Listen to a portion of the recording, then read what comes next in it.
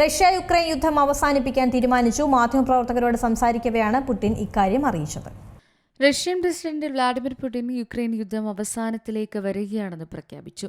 US president Donald Trump നിർദ്ദേശിച്ച 3 ദിവസത്തെ വെടിനിർത്തൽ റഷ്യയും യുക്രൈനും ആരംഭിച്ചതായും യുദ്ധം ആരംഭിച്ചതിന് ശേഷമുള്ള ഏറ്റവും വലിയ കൈമാറ്റങ്ങളിൽ ഒന്നിൽ 1000 തടവുകാരെ വീതം കൈമാറാൻ സമ്മതിക്കുകയും ചെയ്ത സാഹചര്യത്തിലാണ് അദ്ദേഹത്തിന്റെ ഈ പരാമർശങ്ങൾ. ചർച്ചകൾ സുഗമമാക്കിയതിന് ഞങ്ങൾ US-ന് നന്ദിയുള്ളവരാണ്. പക്ഷേ ഇത് റഷ്യയ്ക്കും യുക്രൈനും വേണ്ടിയുള്ള കാര്യമാണ്. ഡൊണാൾഡ് ട്രംപ് നിർദ്ദേശിച്ച യുദ്ധ തടവുകാരുടെ കൈമാറ്റവുമായി ബന്ധപ്പെട്ട യുക്രൈന്റെ പ്രതികരണത്തിന് കാത്തുനിൽക്കുകയാണെന്നും യുക്രൈൻ പ്രതികരിക്കുമെന്ന് പ്രതീക്ഷിക്കുന്നതായും പുടിൻ പറഞ്ഞു.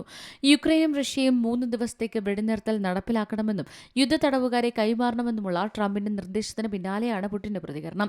US പ്രസിഡന്റ് മെയ് 9 മുതൽ 11 വരെ 3 ദിവസത്തെ വെടിനിർത്തൽ നടപ്പിലാക്കാനും 1000 തടവുകാരെ പരസ്പരം കൈമാറാനും നിർദ്ദേശിച്ചിരുന്നു. രണ്ടാം ലോക മഹായുദ്ധത്തിലെ വിജയത്തിന്റെ സ്മരണ പുതുക്കുന്ന വിക്ടറി ഡേ ആഘോഷങ്ങളുടെ ഭാഗമായാണ് വെടിനിർത്തലെന്നും ട്രംപ് വ്യക്തമാക്കിയിരുന്നു.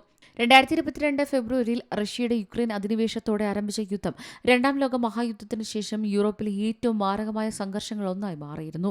ലക്ഷക്കണക്കിന് ആളുകൾ കൊല്ലപ്പെടുകയും പരിക്കേൽക്കുകയും ചെയ്തിട്ടുണ്ട്. യുക്രൈൻ നഗരങ്ങൾ തകർന്നു. റഷ്യയും പാശ്ചാത്യ രാജ്യങ്ങളും തമ്മിലുള്ള ബന്ധം ശീതയുദ്ധകാലത്തെ ഏറ്റവും താഴ്ന്ന നിലയിലേക്ക് തകർന്നിരിക്കുകയാണ്. News desk C Malayalam news. ഏറ്റവും പുതിയ വാർത്തകളും വിശേഷങ്ങളും വിരൽത്തുമ്പിലറിയാൻ സി മലയാളം ന്യൂസ് എല്ലാ ഡിജിറ്റൽ പ്ലാറ്റ്ഫോമുകളിലും ലഭ്യം.